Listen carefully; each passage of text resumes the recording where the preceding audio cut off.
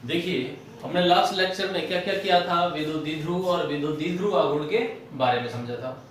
अब अगर विद्युत द्विध्रुव और आघूर्ण यदि समझ में आ गए हैं तो उसी के ऊपर, उसी पे बेस्ड हम आगे एक डेरिवेशन करते हैं।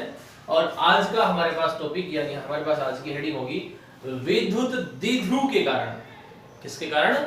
विद्युत द्विध्रुव के कारण उसकी अक्षीय रेखा पर विद्युत क्षेत्र कितना होता है, ऐसा जानेंगे। अब अक्षीय रेखा क्या है? जब हमने विद्युत द्विध्रुव आघूर्ण जब हम पढ़ रहे थे तब हम वहां पर बात कर रहे थे अक्ष की और निरक्ष की। हमने दो बिंदु लिए थे जहां पर समान परिमाण और विपरीत प्रकृति दो आवेश रखे हुए थे, और दोनों जो आवेश थे उनके बीच में एक बिंदु लेते थे जिसको कहते थे मध्य बिंदु। मध्य बिंदु क्या होता था? उसका केंद्र होता था, और केंद्र से उसके ऊपर जो खींची गई रेखा थी वो अक्षीय रेखा, और उसके लंबवत खींची गई जो रेखा थी वो कैसी थी? निरक्षीय रेखा होती थी। तो देखें, अब इस पार्ट को हम कंटिन्यू करें तो आज का हमारे पास टॉपिक है विद्युत द्विध्रुव के कारण, विद्युत द्विध्रुव के कारण अक्षीय रेखा पर, अक्षीय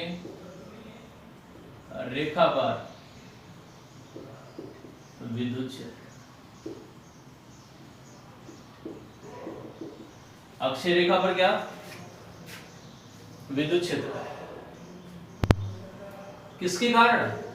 विद्युत द्विध्रुव के कारण अक्षीय रेखा पर विद्युत क्षेत्र। अभी हम अक्षीय रेखा पढ़ रहे हैं, उसके बाद हम निरक्ष के ऊपर भी विद्युत द्विध्रुव आघूर्ण ज्ञात करेंगे, विद्युत क्षेत्र ज्ञात करेंगे निरक्ष पर। अब अगर बात करें कि इसके लिए करना क्या पड़ेगा, इसके लिए हमें कुछ नहीं, सबसे पहले क्या करना पड़ेगा? मान लेते हैं कि यहां पर पहले हम आघूर्ण बनाते हैं। क्या बनाते हैं? आघूर्ण बनाते हैं।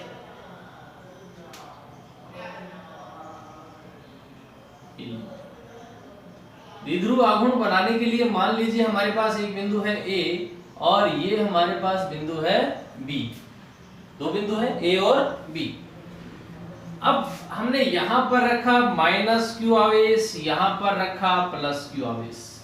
देखिए डायग्राम अच्छे से समझिए, यदि डायग्राम समझ में आएगा तो आगे की जो प्रोसेस है वो समझ में आएगा। अगर डायग्राम समझ में नहीं आया तो आगे आप बिल्कुल समझ नहीं पाएंगे कि क्या हुआ है। इसलिए डायग्राम समझे सबसे पहले। किसके कारण? विद्युत द्विध्रुव के कारण हमने द्विध्रुव बना दिया। द्विध्रुव का मतलब है दो ध्रुव, लेकिन हमने वहां पर देखा था कि समान परिमाण और विपरीत प्रकृति के आवेश होते थे।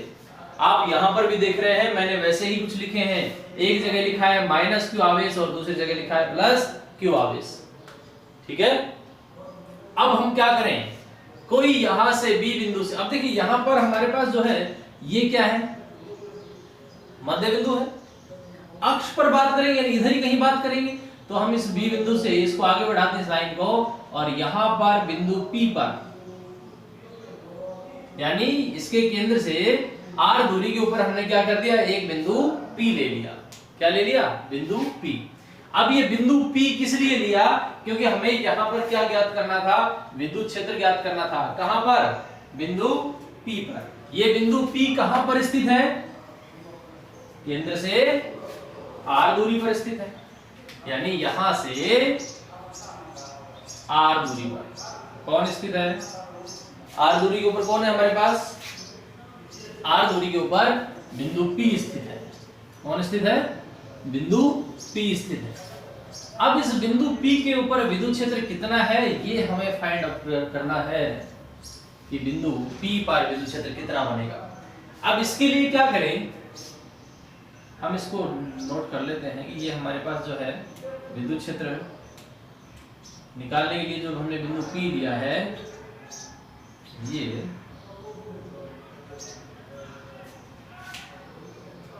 R दूरी के ऊपर बिंदु P है। अब देखिए यहां पर, यहां अगर आप देख रहे हैं तो आपको यहां पर क्या दिखाई दे रहा है? एक जगह आपको दिखाई देगा प्लस Q और दूसरी जगह क्या दिखाई दे रहा है? Minus Q। ये दिखाई देता है प्लस Q और माइनस Q। अब प्लस Q और माइनस Q जब आप देखेंगे तो आप यहां से देख रहे हैं कि यदि प्लस Q की बात करें तो प्लस Q के कारण जो विद्युत क्षेत्र बनेगा बिंदु P पर वो कहां बनेगा? बाहर की ओर। कहां बनेगा? बाहर की ओर। किसके कारण? जो बिंदु बी है इसके ऊपर प्लस क्यू जो आवेश रखा है, इसके कारण विद्युत क्षेत्र यहाँ पर जो है बनेगा बाहर की ओर। हमने इसको नाम दे दिया E1। इलेक्ट्रिक फील्ड जो हमारा फर्स्ट बना उसे हमने नाम दे दिया इधर E1। अब आप देखिए कि यहाँ पर माइनस क्यू आवेश रखा हुआ है। जो माइनस क्यू आवेश रखा है इसके कारण विद्युत क्षेत्र किधर होगा? इसके कारण विद्युत क्षेत्र होगा अंदर की ओर, यानी ये उल्टे दिशा में पहले वाले के। तो यहां पर हमारे पास क्या हो जाएगा? E2 हो गया। हमें निकालनी कहाँ है? बिंदु P पर निकालनी है। कहां पर निकालनी है? बिंदु P पर। ये डिस्टेंस हमारे पास कितनी थी? ये डिस्टेंस हमारे पास थी R। अब आप ध्यान से देखें, आगे जो समझने वाली चीज है उसको देखें।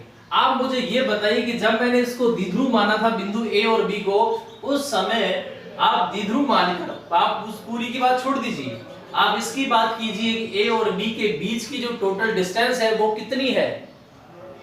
कितनी है टोटल डिस्टेंस? क्या इनके बीच की टोटल डिस्टेंस 2a है? द्विध्रुव के लिए 2a। अगर ये 2a है तो आप देख रहे होंगे इतना भाग a है, ये यहां से यहां तक a है और ये वाला भी a है। बोलो हाँ कि ना? भाई ये वाला पार्ट a और ये वाला पार्ट भी a। अगर मान लीजिए हमने इसको द्विध्रुव माना और द्विध्रुव माना तो इसका एक सिरा a और दूसरा सिरा क्या हो गया? b हो गया। जहां से मैंने इसको पकड़ा हुआ है ये इसका हो गया मध्य बिंदु, और मध्य बिंदु से इतना ही पार्ट तो इधर है और इतना ही पार्ट दूसरी ओर है। टोटल डिस्टेंस है 2a, तो आधे पार्ट की डिस्टेंस कितनी हुई? a। दूसरे आधे पार्ट की डिस्टेंस कितनी हुई? वो भी a। क्लियर? अच्छा, अब आगे देखें। अब हम बात करते हैं कि ये डिस्टेंस भी कवर कर ले, क्योंकि हमें जैसे कूलॉम का नियम होता है Q/R² वैसा फॉर्म बनानी पड़ेगी। अगर बनानी पड़ेगी तो आप देखें क्या होगा। अगर मैं बात करूं बिंदु B से और P की दूरी कितनी है, तो मैं कहता हूं कि R माइनस A। कहां से कहां तक की डिस्टेंस है? बिंदु B से और P के बीच की दूरी है R माइनस A। क्यों है? क्योंकि देखें आप, इतनी डिस्टेंस है A, ये टोटल यहां से यहां तक डिस्टेंस है R, तो R में से ये जो डिस्टेंस है ये तो क्या हो जाएगी? ये तो क्या हो जाएगी? कम होगी कि नहीं होगी? तो टोटल R है। अब हम बात करें इसकी बिंदु B से P के बीच, ये R minus A। Clear? B से P दोनों की ये डिस्टेंस कितनी होगी? R माइनस A, क्योंकि ये तो माइनस होगी कि नहीं होगी? बिंदु B से और P के बीच की दूरी होगी R माइनस A। अब हम बात करें A से और P के बीच की दूरी। A से और इसकी दूरी जब बात करेंगे तो हमारे पास कितनी होगी? देखें, पहले हमने यहां से और यहां तक ली थी, तो हमारे पास ये था R, ये यहां से यहां तक R था, इसमें से हमने इसको घटा दिया था। क्लियर? क्योंकि हम यहां से यहां तक काउंट कर रहे थे। अब आप देखें, अब हमें A से और P तक जाना है। A से और कहां तक जाना है? P से। क्लियर? A से P तक जब हम जाएंगे तो आप देख रहे हैं कि ये इसका जो मध्य बिंदु है, मिड पॉइंट से लेकर और बिंदु जो P है वहां की टोटल डिस्टेंस कितनी है? R। तो अब इस पार्ट को भी शामिल करना है। तो ये देखिए, ये पार्ट कितना था? A था, ये वाला पार्ट भी A था। अब यहां से यहां तक की डिस्टेंस तो R पहले बता चुका हूं मैं। अब ये वाला जो पार्ट बचा है ये इसमें ऐड हो जाएगा, तो बिंदु A से और P के जो बीच की दूरी है वो कितनी हो जाएगी? R प्लस A हो जाएगी। बोलो समझ में आया कि नहीं आया? R प्लस A हो जाएगी। तो सबसे पहले ये जो हमने डायग्राम बनाया है, इस डायग्राम को समझना जरूरी है। आप वापस देखें डायग्राम क्या है। यहां से बिंदु हमने द्विध्रुव बनाया A और B, द्विध्रुव बना दिया। अब ये जो द्विध्रुव बनाया है इसका एक मध्य बिंदु है, हमने एक इसके जो बीच की डिस्टेंस है वो कितनी ले रखी है? 2a ले रखी है। तो यहां से ये पार्ट A हो गया, ये पार्ट B हो गया। विद्युत क्षेत्र निकालने के लिए हम क्या करेंगे कि इसके मिड पॉइंट से थोड़ी दूरी के ऊपर, मतलब स्मॉल r दूरी के ऊपर एक बिंदु P लेंगे, और ये जो बिंदु P लिया है यहाँ पर विद्युत क्षेत्र की तीव्रता फाइंड करनी है। अब बिंदु B के ऊपर प्लस आवेश स्थित है, बिंदु A के ऊपर माइनस आवेश स्थित है। तो जब ये प्लस Q आवेश है, इसके कारण विद्युत क्षेत्र कहाँ होगा? बाहर की ओर। अगर ऋणावेश है तो उसके कारण विद्युत क्षेत्र कहाँ होगा? अंदर की ओर। तो अब आप यहाँ से देखें, ये हमने E1 यहाँ पर बाहर की ओर, E2 इसके कारण अंदर की ओर ले रखी है। ये डिस्टेंस कितनी है? ये डिस्टेंस हमारे पास है R। अब यहां से और यहां बिंदु B से P के बीच की दूरी कितनी होगी, r माइनस a, क्योंकि ये तो मिड से है r तो। और बिंदु A से P के बीच की दूरी कितनी होगी, r प्लस a, कितनी होगी। तो इस बात को अब हम लिख लेते हैं कि माना AB एक विद्युत द्विध्रुव है, माना AB एक विद्युत द्विध्रुव है, इसकी अक्षीय रेखा पर, इसकी अक्षीय रेखा पर, अक्षीय रेखा पर r दूरी पर, स्मॉल r दूरी पर बिंदु P पर, केंद्र से हमने देखिए स्मॉल r दूरी के ऊपर बिंदु P पर विद्युत क्षेत्र ज्ञात करना है। क्या ज्ञात करना है, विद्युत क्षेत्र ज्ञात करना है अक्षीय रेखा पर। अब आप देखें कि इतना तो हमने जो माना था और जो डायग्राम बनाया था वो बना लिया। अब आगे क्या करें, आगे के लिए हमें करना ये होगा कि अब यहां से बिंदु B से और P के ऊपर देखिए कौन सा आवेश काम कर रहा है, बिंदु B पर स्थित प्लस Q आवेश के कारण बिंदु P पर विद्युत क्षेत्र कितना होगा। इसके लिए हमें क्या लगाना पड़ेगा, कूलाम लॉ लगाना पड़ेगा। अब कूलाम के नियम के लिए क्या करें, हम कूलाम का नियम याद रखें। कूलाम का नियम कितना होता है, 1/4 pi epsilon not Q1 Q2 upon R square, ऐसा मान। अब आप देखें कि बिंदु B पर स्थित आवेश, ये बात लिख लेते हैं हम कि बिंदु B पर स्थित प्लस Q आवेश के कारण बिंदु P पर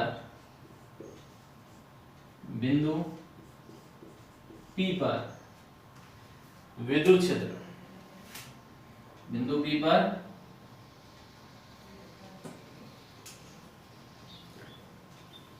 विद्युत क्षेत्र कितना होगा, बिंदु P पर विद्युत क्षेत्र B पर, यहां पर देखिए हमारे पास कितना है, डिस्टेंस कितनी है, B से P के बीच की डिस्टेंस देखिए r माइनस a। तो हम इसको लिख लें कूलाम नियम से। कूलाम नियम से क्या लिखें कि E1 बराबर 1/4 pi epsilon not, 1/4 pi epsilon not Q upon, यहां से और यहां की बात कर रहे हैं, Q upon r minus a का स्क्वायर, r माइनस। ये किसके लिए हमारे पास इलेक्ट्रिक फील्ड है, E1। अब ऐसे ही क्या निकालना पड़ेगा, हमें E2 निकालना पड़ेगा। E2 निकालने के लिए क्या करेंगे, क्या लिखें, इसी प्रकार।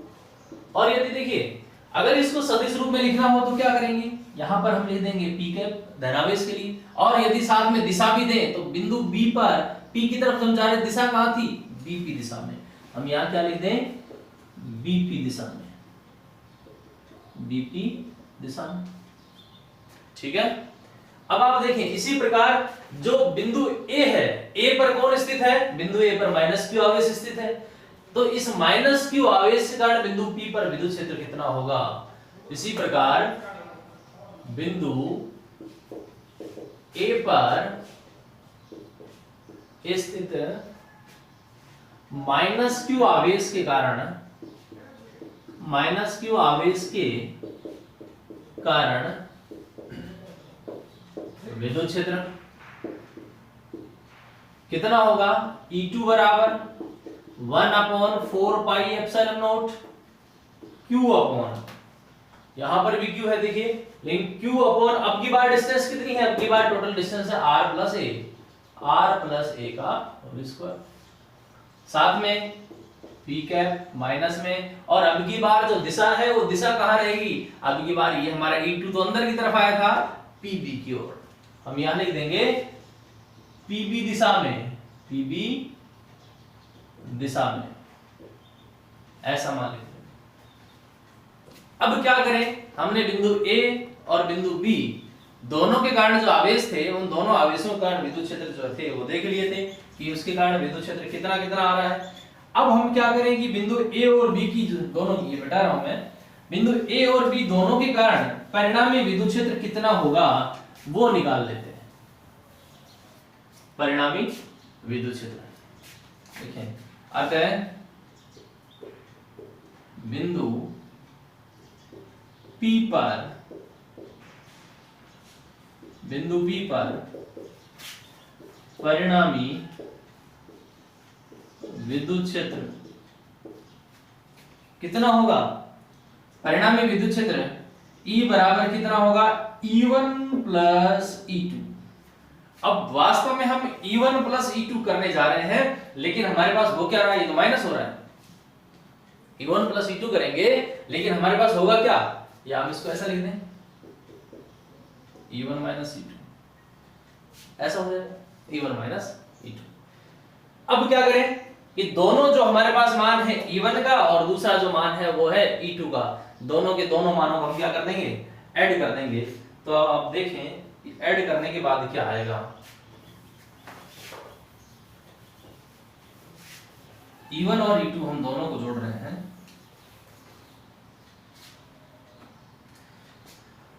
E1 का मान हमारे पास यहां पे था 1/4 pi epsilon not Q upon R minus A का होल स्क्वायर, माइनस, क्योंकि जो दूसरा है E2 वो किस में है? ये देखिए यहां पर ये माइनस में है, इसलिए हम यहां क्या करेंगे? Minus 1/4 pi epsilon not Q upon R plus A का होल स्क्वायर। ऐसा करेंगे। E रिजल्टेंट कहें या E टोटल कहें। अब इस मान को आगे बढ़ाने के लिए क्या करें? अब यहां से ये हमारे पास आया कहां से? कूलॉम नियम से। अब जो चीज कॉमन दिखाई दे रही है उसको आप बाहर ले लीजिए। देखिए 1/4 by epsilon not Q, 1/4 by epsilon not Q, ऐसा लिख लें। आपको ध्यान हो तो मैंने उस समय बताया था कि 1/4 pi epsilon not Q1 Q2 upon R square. ये जो मान है इस पूरे मान को, इसको 1/4 बाई एप्सिलॉन नॉट को क्या लिखा जा सकता है? K। तो हम इसको क्या लिख सकते हैं? K Q1 Q2 upon R square, ऐसा भी लिखा जा सकता है। तो आप देखें कि यहां पर मैं आगे लिख रहा हूं E बराबर 1/4 पाई एप्सिलॉन नॉट Q, और बाहर की तरफ ले लिया, अंदर क्या बचेगा? 1/R माइनस A का whole square minus 1/R plus A का होल स्क्वायर। ये हमारे पास मान बचेंगे। साथ में क्या चलेगा? ठीक है, स्थिति सदिश चलेगा। अच्छा, अब हम आगे इसको सॉल्व करें तो हमारे पास देखिए जो नीचे लघुत्तम आया है वहां से क्या कर सकते हैं इसको कि E बराबर 1/4 पाई एप्सिलॉन नॉट Q। अब आप देखें यहाँ पर कुछ भी एक जैसा नहीं है, तो पूरा का पूरा जो एलसीएम है वही क्या, पूरा का पूरा एलसीएम एक साथ रखा जाए। हम इसको यहां पर लिखें कि R माइनस A का होल स्क्वायर और R प्लस A का होल स्क्वायर, कंप्लीट ही कॉमन है, एलसीएम पूरा का पूरा। अब देखें यहां पर जो है उसको छोड़ दें और दूसरा पार्ट यहां लिख दें कि यहां लिखें R प्लस A का whole square minus R minus A का होल स्क्वायर। हम चाहें तो इसको ऐसा लिख दें कि E बराबर 1/4 pi epsilon naught R plus A का whole square minus R minus A का whole square upon R square minus A square का होल स्क्वायर। ऐसा भी लिख सकते हैं इसको। आगे देखिए क्या करना है। इतना होने के बाद अब इसकी कोई जरूरत नहीं है, अब मैं इसको मिटा देता हूं और देखिए क्या लिख सकते हैं इसकी जगह।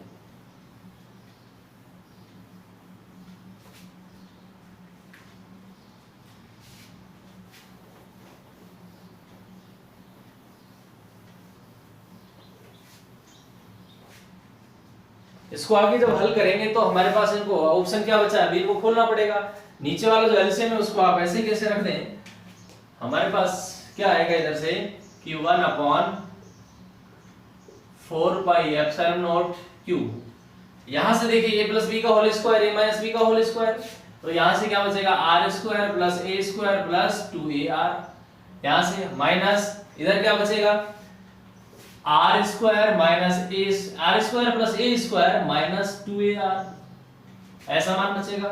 अगर ऐसा मान बच रहा है इसको और आगे हल कर लीजिए, नीचे मैं लिख दे रहा हूं कि R square minus A square का होल स्क्वायर, यहां लिखिए 1/4 पाई एप्सिलॉन नॉट क्यू। अब आप देखिए आर स्क्वायर से आर स्क्वायर, ए स्क्वायर से ए स्क्वायर चला गया, ये माइनस माइनस क्या हो गया प्लस हो गया, और यहां से क्या बचा 4ar ऐसा बचा, और आप R square minus A square का होल स्क्वायर चलता रहेगा। अब आप देखें कि ये तो हमारे पास अगर हम चाहें तो इस वाली चीज को क्या लिख सकते हैं क्यू के लिख सकते हैं इसको, तो क्यू हमारे पास क्या रह जाएगा बाहर, इसको भी तोड़ दें, इसको क्या करें 2 into 2 2 2 4। तो अब ऐसा करने पर क्या होगा, ऐसा करने पर हमारे पास क्या होगा कि हम इसको लिख सकते हैं 1/4 पाई एप्सिलॉन नॉट, यहां पर हमारे पास रहेगा q into 2a, साथ में क्या रहेगा r, और एक और 2 और रह जाएगा हमारे पास यहां पर 2 लिखते हैं। या फिर हम इसको ऐसा ना लिख के इसको क्या लिख दें k बढ़ा दें, तो हम इसको क्या लिखेंगे 2k, साथ में क्या रहेगा q into 2a r, और नीचे रहेगा R square minus A square का होल स्क्वायर। अब आप देखिए मैंने ऐसा क्यों किया, ऐसा करने के पीछे एक ही पर्पस था कि q into 2a ये किस में कन्वर्ट हो जाएगा p में, किस में कन्वर्ट हो जाएगा p में, और जब ये p में कन्वर्ट हो जाएगा तो हमारे पास मान क्या बचेगा 2kpr, क्या बचेगा 2kpr upon R square minus A square का होल स्क्वायर, ऐसा मान बचेगा। तो ये हमारे पास किसके लिए आया है, अक्ष के ऊपर जब विद्युत क्षेत्र निकाल रहे हैं तो हमारे पास अक्ष के ऊपर ऐसा मान आता है 2kpr upon A square minus R square minus A square का होल स्क्वायर।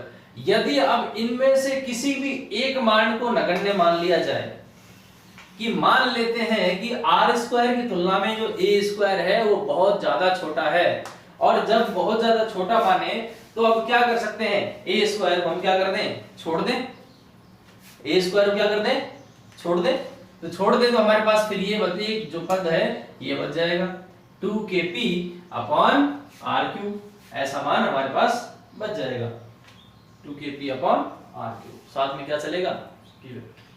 ये कब है, जब कोई एक पर्टिकुलर कंडीशन ले ली जाए और उसको मान लिया जाए वो बहुत छोटी डिस्टेंस है, इसलिए दूसरी जो लंबी है उसके सापेक्ष उसको क्या मान ली जाए नगण्य मान ली जाए, इतना सब करना पड़ेगा।